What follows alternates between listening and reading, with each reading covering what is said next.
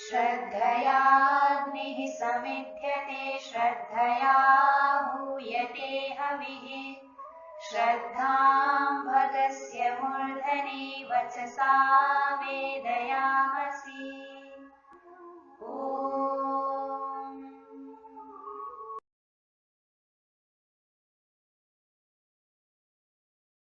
नमस्ते जी। ए ही संस्कृतम शिक्षे मही में आप सभी का हार्दिक स्वागत है। आशा करती हूँ आप सब कुशल होंगे, स्वस्थ होंगे। संस्कृत की आवृत्ति करते हुए, संस्कृत का व्यवहार में प्रयोग करते हुए संस्कृत का आनंद ले रहे होंगे। आइए नई कक्षा आरंभ करने से पहले पिछली कक्षा की हम आवृत्ति कर लेते हैं। पिछली कक्षा में हमने गुण संधि किसको कहते हैं और किस प्रकार की जाती है उदाहरण सहित समझा था। सरित शब्द को लेकर के तकारांत स्त्रीलिंग शब्द के रूप किस प्रकार चलते हैं यह भी देखा था। और 21 से लेकर के 50 पर्यंत की संख्याओं के प्रातिपदिक क्या हैं, किस लिंग और वचन में इनके रूप चलते हैं यह भी हमने देखा था। आइए अब हम अपनी अगली कक्षा की ओर आगे बढ़ते हैं। अब तक हम 1 से लेकर 50 पर्यंत संख्याएं देख चुके हैं। उसमें 1 से लेकर के 10 पर्यंत संख्याओं के क्या प्रातिपदिक हैं और किस प्रकार रूप चलते हैं वो अच्छी तरह से हम जानते हैं, समझते हैं। आज हम देखते हैं कि पूर्ण संख्या किसको कहते हैं। संख्या का तो पता है, पूर्ण संख्या आज देखेंगे। पहले हिंदी में देखते हैं पूर्ण संख्या किस प्रकार होती हैं। पहला, दूसरा, तीसरा, चौथा, पाँचवा, छठा, सातवां, आठवां, नौवां, 10वां, ये भी संख्याएं हैं, इनको पूर्ण संख्या कहते हैं। एक और पहले में अंतर है। जैसे लाइन में सामने बच्चे खड़े हैं, उसमें से कहें कि एक बच्चे को बुला के ले आओ अथवा पहले बच्चे को बुला के ले आओ, दोनों में अंतर है।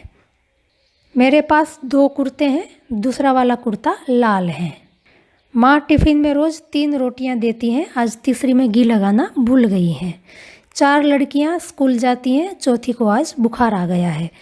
इस प्रकार आप अच्छी तरह से ये समझते हैं कि एक और पहले में, 2 और दूसरे में, 3 और तीसरे में, ऐसे ही आगे इनमें भेद हैं। यह एक समान नहीं है, एक दूसरे के स्थान पर इनका प्रयोग नहीं होता है। तो पहला, दूसरा, तीसरा इनको पूर्ण संख्या कहते हैं। आपको अच्छी तरह से समझ में आ गया होगा कि पूर्ण संख्या किसे कहते हैं। अब देखते हैं पूर्ण संख्या का संस्कृत में किस प्रकार प्रयोग करना है। पूर्ण संख्या के लिए प्रातिपदिक आपके सामने है। प्रथम, द्वितीय, तृतीय, चतुर्थ, पंचम, षष्ठ, सप्तम, अष्टम, नवम, दशम। पहले के लिए संस्कृत शब्द है प्रथम, दूसरे के लिए संस्कृत शब्द है द्वितीय। ऐसे देखें आप, दशम पर्यंत सब अकारांत शब्द हैं। पूर्ण संख्या हमेशा ही विशेषण होती है, अतः प्रथम से लेकर के दशम पर्यंत पूर्ण संख्याएं यदि पुल्लिंग के विशेषण बनती हैं तब इसके रूप अकारांत पुल्लिंग राम के अनुसार चलते हैं। और प्रथम प्रभृति दशम पर्यंत पूर्ण संख्याएं यदि नपुंसकलिंग के विशेषण बनती हैं तब इसके रूप अकारांत नपुंसकलिंग शब्द फल के अनुसार चलते हैं। स्त्रीलिंग में थोड़ा वैशिष्ट्य है, आइए हम देखते हैं स्त्रीलिंग में किस प्रकार ये संख्याएं चलती हैं। अब तक हमने देखा है कि अकारांत स्त्रीलिंग शब्द नहीं होते हैं। यदि अकारांत कोई शब्द स्त्रीलिंग का विशेषण हमें बनाना है तो उसको आकारांत कर दिया जाता है। यह नियम प्रथम, द्वितीय, तृतीय तक लागू होता है। अतः प्रथम आदि शब्द जब स्त्रीलिंग के विशेषण बनते हैं तब ये प्रथमा, द्वितीय, तृतीय इस प्रकार हो जाते हैं और इसके रूप आकारांत स्त्रीलिंग शब्द रमा के अनुसार चलते हैं। परंतु चतुर्थ से लेकर के दशम पर्यंत पूर्ण संख्याएं जब स्त्रीलिंग का विशेषण बनती हैं तब यह आकारांत नहीं होती हैं, दीर्घ इकारांत बन जाती हैं और इसके रूप दीर्घ इकारांत नदी शब्द के समान चलते हैं। जैसे चतुर्थ का बन जाता है स्त्रीलिंग में चतुर्थी, पंचमी, षष्ठी, सप्तमी, अष्टमी, नवमी, दशमी। और चतुर्थी से लेकर के दशमी पर्यंत संख्याओं के रूप इकारांत नदी शब्द के अनुसार चलेंगे। अब देखेंगे 11 से लेकर 20 पर्यंत की पूर्ण संख्याएं किस प्रकार चलती हैं। पहले हिंदी में देखते हैं। हिंदी में पूर्ण संख्याएं इस प्रकार हैं: 11वां, 12वां, 13वां, 14वां, 15वां, 16वां, 17वां, 18वां, 19वां, 20वां। संस्कृत में इन संख्याओं के प्रातिपदिक हैं एकादश, द्वादश, त्रयोदश, चतुर्दश, पंचदश, षोडश, सप्तदश, अष्टादश। 19वां के लिए संस्कृत में 3 प्रातिपदिक हैं नवदश, एकोनविंश, एकोनविंशतितम। और 20वां के लिए 2 प्रातिपदिक हैं, विंश, विंशतितम। आपको लग रहा है ना कि ये तो पहले हम पढ़ चुके हैं, एकादश, द्वादश, त्रयोदश ये सब परिचित हैं, आ चुके हैं, पर पहले ये नहीं आए हैं। ध्यान से देखें, एकादश, द्वादश, त्रयोदश ये प्रातिपदिक हैं और पहले जो आपने पढ़ा है वो संख्याएं थी, प्रथमा विभक्ति के रूप थे जो आपके सामने हैं। 11 का प्रथमा विभक्ति का रूप, एकादश था 12 का, द्वादश 13 का, त्रयोदश 14 का, चतुर्दश ये प्रथमा विभक्ति के रूप थे। संख्याओं के जो प्रातिपदिक थे वो तो एकादशन, द्वादशन, त्रयोदशन आदि थे और यहाँ पूर्ण संख्या के प्रातिपदिक हैं एकादश, द्वादश, त्रयोदश आदि। तो ध्यान रखेंगे 11 आदि संख्याओं के प्रातिपदिक हैं एकादशन आदि और प्रथमा विभक्ति में रूप बनते हैं एकादश आदि। और पूर्ण संख्या 11वां आदि के प्रातिपदिक हैं एकादश आदि। और क्योंकि पूर्ण संख्याएं विशेषण होती हैं अतः इनके रूप तीनों लिंगों में चलते हैं। आइए अब देखते हैं एकादश से लेकर के विंशतितम पर्यंत पूर्ण संख्याओं के रूप किस प्रकार चलते हैं। एकादश से लेकर के विंशतितम पर्यंत सभी प्रातिपदिक अकारांत हैं, अतः पुल्लिंग में अकारांत पुल्लिंग शब्द राम के अनुसार चलेंगे। पुल्लिंग प्रथमा विभक्ति एकवचन के रूप आपके सामने हैं। एकादशः, द्वादशः, त्रयोदशः, चतुर्दशः, पंचदशः, षोडशः, सप्तदशः, अष्टादशः, नवदशः, एकोनविंशः, एकोनविंशतितमः, विंशः, विंशतितमः। एकादश से लेकर के विंशतितम पर्यंत पूर्ण संख्याओं के रूप स्त्रीलिंग में चलाने के लिए अंत में दीर्घ इकार जोड़ दिया जाता है, अतः इनके रूप दीर्घ इकारांत नदी शब्द के समान चलते हैं। स्त्रीलिंग में प्रथमा विभक्ति एकवचन के रूप आपके सामने हैं।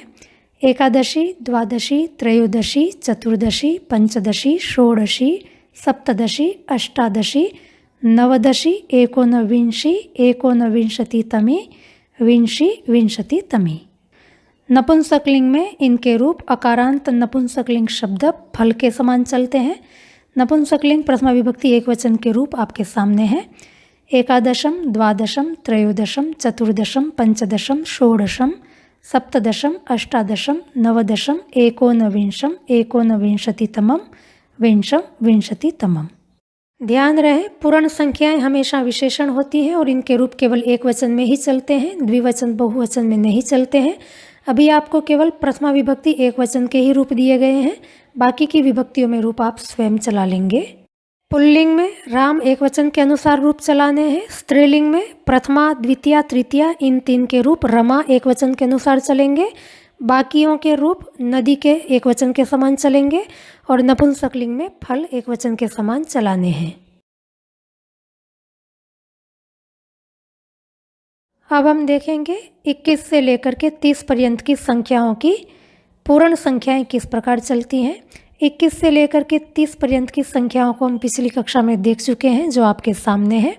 20 को संस्कृत में विंशति कहते हैं और 20वां इस पूर्ण संख्या का प्रातिपदिक है विंश अथवा विंशतितम। अतः जिन संख्याओं के अंत में विंशति सुनाई पड़ेगा उन संख्याओं की पूर्ण संख्या के अंत में भी विंश अथवा विंशतितम सुनाई पड़ेगा। जैसे 21 के लिए प्रातिपदिक है एक विंशति, तो अब 21 की पूर्ण संख्या है 21वां, इसके अंत में भी विंश अथवा विंशतितम सुनाई पड़ेगा। पूर्ण संख्या का प्रातिपदिक बनेगा एक विंश अथवा एक विंशतितम। ऐसे ही 22 द्वाविंशति संख्या है तो 22वां इस पूर्ण संख्या का प्रातिपदिक बनेगा द्वाविंश अथवा द्वाविंशतितम। इसी प्रकार 23वां त्रयोविंश त्रयोविंशतितम, 24वां चतुर्विंश चतुर्विंशतितम, 25वां पंचविंश पंचविंशतितम, 26वां षड्विंश षड्विंशतितम, 27वां सप्तविंश सप्तविंशतितम, 28वां अष्टाविंश अष्टाविंशतितम, 29वां नवविंश नवविंशतितम, 29वां इसके लिए अन्य 2 प्रातिपदिक हैं एकोनत्रिंश एकोनत्रिंशत्तम, 30वां त्रिंश त्रिंशत्तम। इनके भी रूप तीनों लिंगों में चलेंगे। पुल्लिंग में राम के समान चलेंगे, अतः प्रथमा विभक्ति एक वचन में रूप बनेगा एकविंशः अथवा एकविंशतितमः। स्त्रीलिंग में अंत में दीर्घ इकार जोड़ करके नदी के समान रूप चलाने हैं, अतः प्रथमा विभक्ति एक वचन में रूप बनेगा एकविंशी अथवा एकविंशतितमी और नपुंसकलिंग में इनके रूप चलेंगे फल के समान, अतः प्रथमा विभक्ति एकवचन में रूप बनेगा एकविंशम अथवा एकविंशतितमम। अब देखेंगे 31 से लेकर के 40 पर्यंत की संख्याओं के पूर्ण संख्या के प्रातिपदिक किस प्रकार बनते हैं। 31 से लेकर के 40 पर्यंत संख्याएं आपके सामने हैं।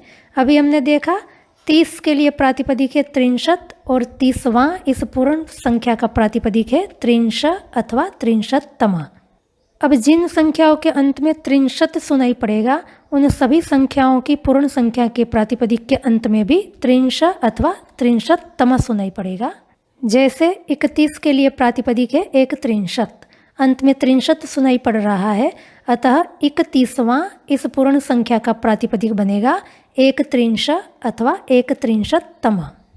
ऐसे ही 32वां इसके लिए प्रातिपदिक है 32 द्वात्रिंशत्तम, 33वां 33 त्रैस्त्रिंशत्तम, 34वां 34 चतुस्त्रिंशत्तम, 35वां 35 पंचत्रिंशत्तम, 36वां 38 षट्त्रिंशत्तम, 37वां 37 सप्तत्रिंशत्तम, 38वां 38 अष्टात्रिंशत्तम, 39वां 39 नवत्रिंशत्तम, 39वां इनके लिए और दो प्रातिपदिक हैं 39 एकोनचत्वारिंशत्तम, 40वां 40 चत्वारिंशत्तम।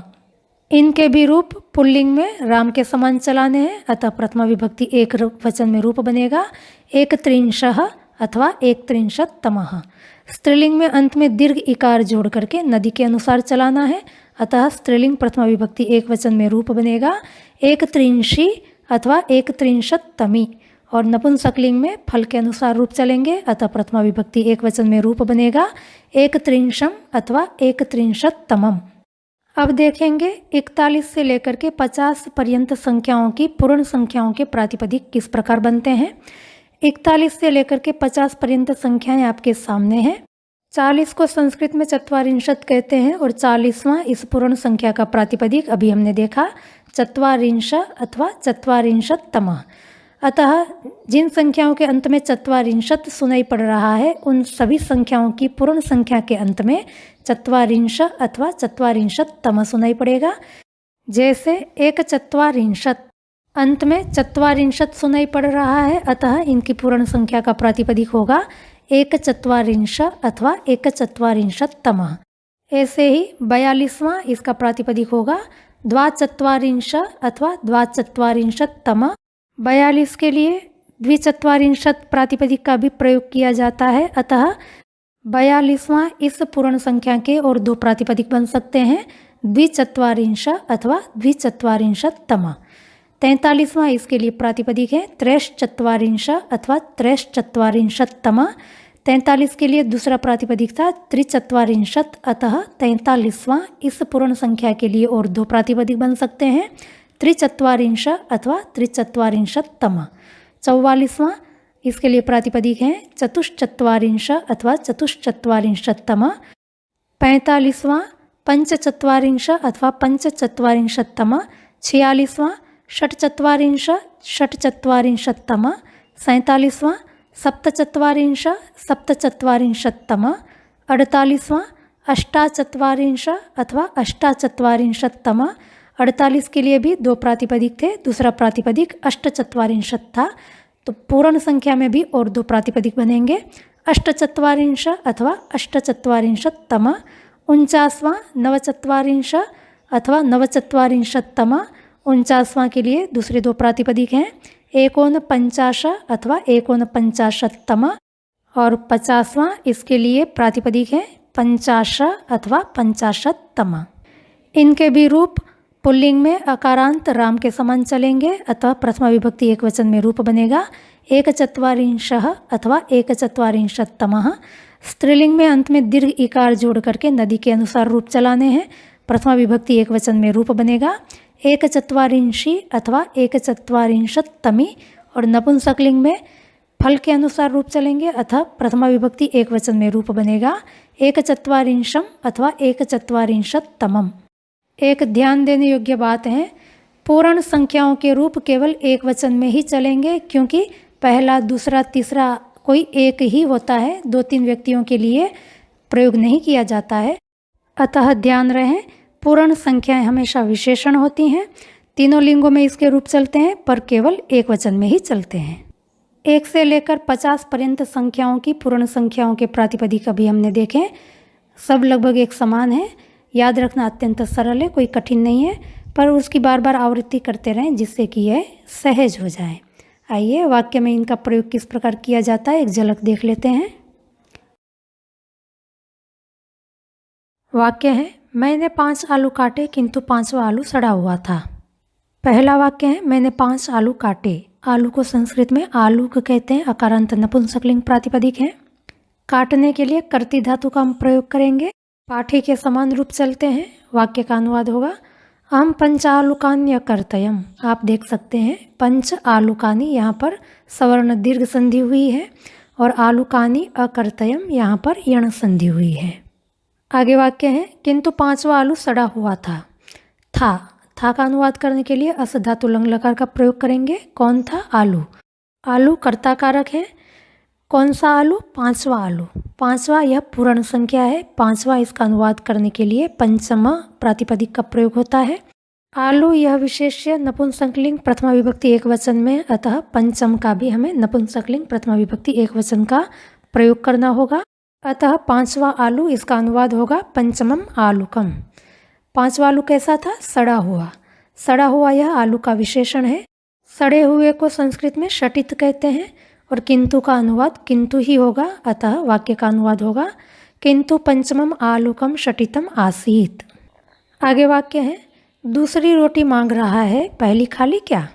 पहले दूसरी रोटी मांग रहा है, इसका अनुवाद देखेंगे। मांगने के लिए याच धातु का प्रयोग करना है। कर्ता तू है। क्या मांग रहा है? रोटी। रोटी को संस्कृत में रोटी का कहते हैं। अतः रोटी मांग रहा है इसका अनुवाद होगा रोटी काम याचसी। कौन सी रोटी? दूसरी रोटी। दूसरी यह रोटी का विशेषण है। रोटी क्योंकि स्त्रीलिंग है, अतः दूसरी इस पूर्ण संख्या का भी हमें स्त्रीलिंग का प्रयोग करना होगा। स्त्रीलिंग में दूसरी का प्रातिपदिक है द्वितीया, अतः वाक्य का अनुवाद होगा द्वितीयाम रोटिकाम याचसी। दूसरा वाक्य है, पहली खाली क्या? खाने के लिए खाद धातु का प्रयोग करेंगे। भूतकाल होने से लंग लकार कर्तात्वम है। क्या का अनुवाद होगा? किम। अतः खाली क्या इसका अनुवाद होगा अखादह किम। क्या खा लिया? पहली रोटी। पहली या रोटी का ही विशेषण है। रोटी क्योंकि स्त्रीलिंग है, अतः पहली इसका अनुवाद करने के लिए हमें स्त्रीलिंग प्रातिपदिक का प्रयोग करना होगा। पहली का स्त्रीलिंग प्रातिपदिक है प्रथमा, अतः खाद धातु का कर्मकारक होने से अनुवाद होगा प्रथमाम अखादह किम। आगे वाक्य है, 10 मंजिल वाले भवन में मेरा फ्लैट 4थी मंजिल पर है। इस वाक्य में क्रिया है। क्या है? फ्लैट है। फ्लैट यह है क्रिया का कर्ता कारक है। संस्कृत में फ्लैट को सदनिका कहते हैं, आकारांत स्त्रीलिंग प्रातिपदिक है। कहाँ पर है? 4थी मंजिल पर। 4थी मंजिल यह अधिकरण कारक है। मंजिल को संस्कृत में भूमि कहते हैं, इकारांत स्त्रीलिंग प्रातिपदिक है। सप्तमी विभक्ति में मति के समान रूप चलेंगे, अतः भूम्याम भूमौ वा दोनों प्रकार से रूप बन सकते हैं। कौन सी मंजिल? 4थी मंजिल। चौथी यह मंजिल का विशेषण है, पूर्ण संख्या है। मंजिल क्योंकि स्त्रीलिंग है, अतः हमें चौथी का भी स्त्रीलिंग का प्रातिपदिक देखना होगा। चौथी इसका स्त्रीलिंग प्रातिपदिक है चतुर्थी। चतुर्थी इसके रूप दीर्घ इकारांत नदी के समान चलेंगे, अतः सप्तमी विभक्ति एक वचन में रूप बनेगा चतुर्थ्याम। अतः फ्लैट 4थी मंजिल पर है, इसका अनुवाद होगा सदनिका चतुर्थ्याम भूम्याम भूमौवा अस्ति। शेष वाक्य का अनुवाद देखेंगे। 10 मंजिल वाले भवन में मेरा यह संबंध है। मेरा का अनुवाद होगा मम। मेरा फ्लैट कहाँ है? 10 मंजिल वाले भवन में। 10 मंजिल वाला भवन यह अधिकरण कारक है। भवन विशेष्य है, 10 मंजिल वाला यह विशेषण है। भवन को संस्कृत में भवन ही कहते हैं, अकारांत नपुंसकलिंग प्रातिपदिक है। 10 मंजिल वाला इसका अनुवाद करने के लिए प्रातिपदिक है 10 भूमिका। क्योंकि भवन का विशेषण होने से 10 भूमिका, यहाँ पर हमें नपुंसकलिंग सप्तमी विभक्ति एक वचन का प्रयोग करना होगा। अतः संपूर्ण वाक्य का अनुवाद होगा 10 भूमिके भवने मम सदनिका चतुर्थ्याम भूम्याम भूमौवा अस्ति। आगे वाक्य है, 25 पुस्तकों के बंडल में 12वीं और 22वीं पुस्तकें फटी हुई थीं। क्रिया है थी। अस धातु का प्रयोग करेंगे, लंग लकार का प्रयोग करेंगे। कौन थी? पुस्तकें थीं। पुस्तकें कर्ता कारक है। पुस्तक के लिए पुस्तक प्रातिपदिक का ही प्रयोग होता है, अकारांत नपुंसकलिंग प्रातिपदिक है। कौन सी पुस्तकें?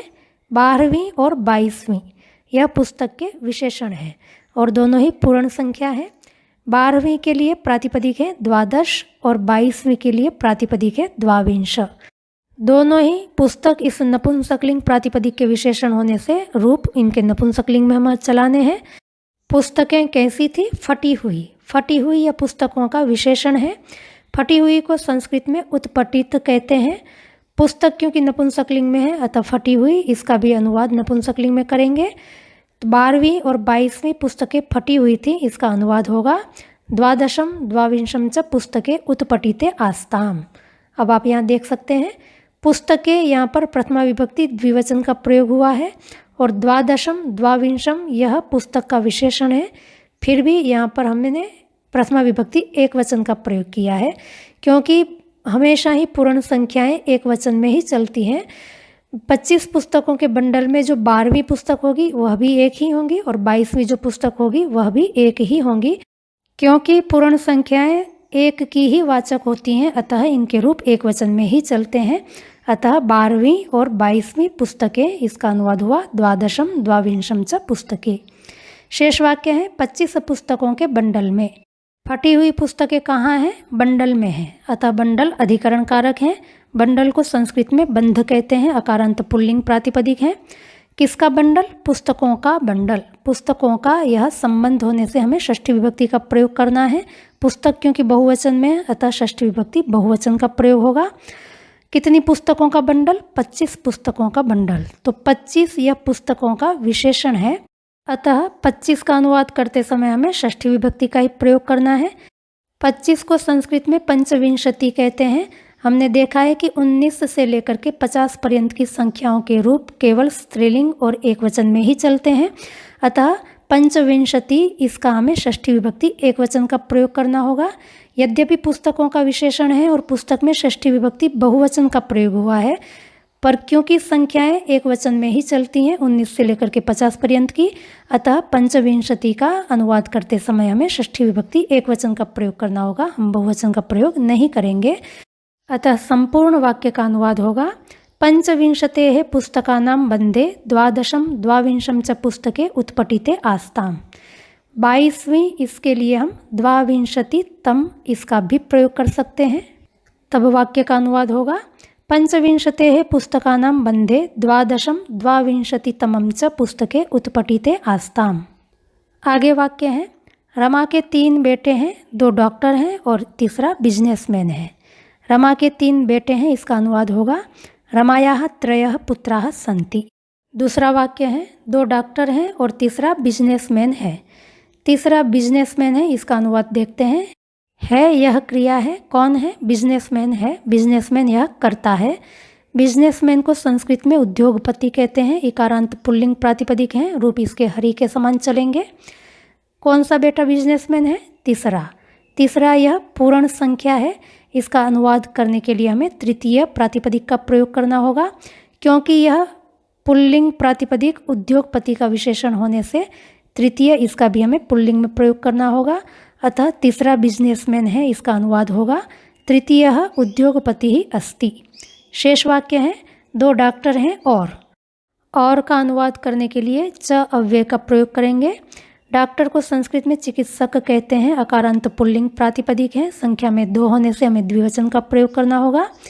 2 इसका अनुवाद करने के लिए हमें द्वौ प्रातिपदिक का प्रयोग करना होगा, अतः संपूर्ण वाक्य का अनुवाद होगा द्वौ चिकित्सकौ स्तः तृतीयः चोद्योगपति अस्ति।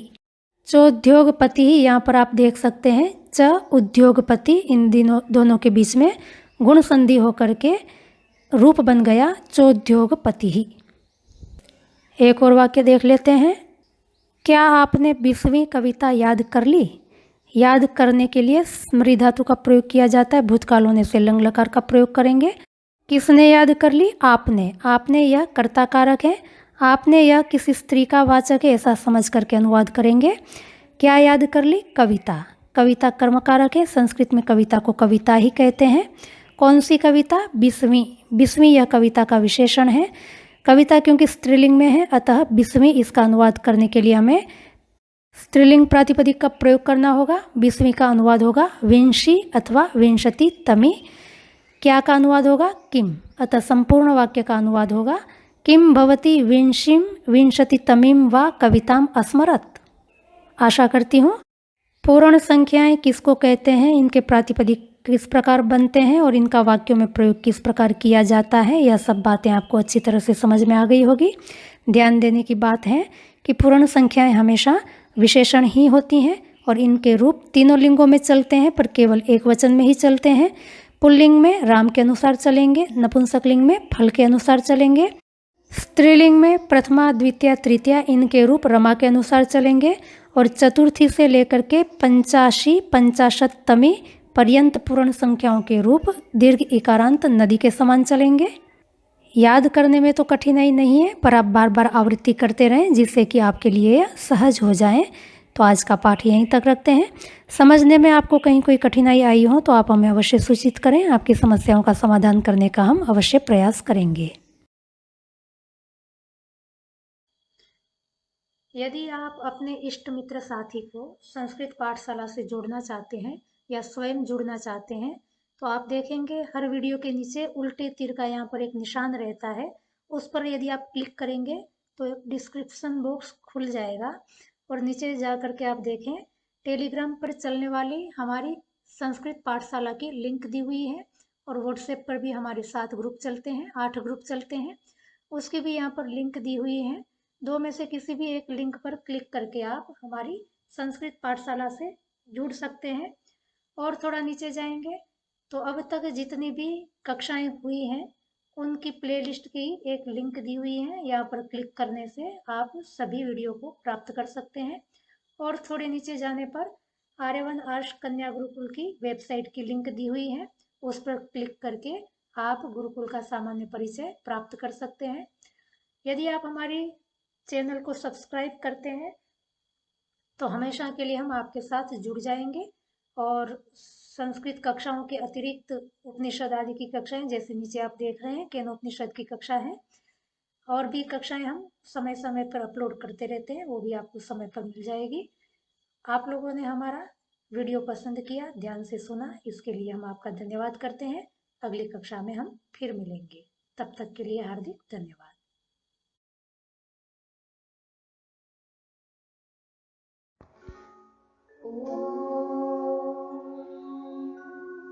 श्रद्धां प्रातर्हवामहे श्रद्धां मध्यं दिनं परि श्रद्धां सूर्यस्य निमृचे श्रद्धे श्रद्धापये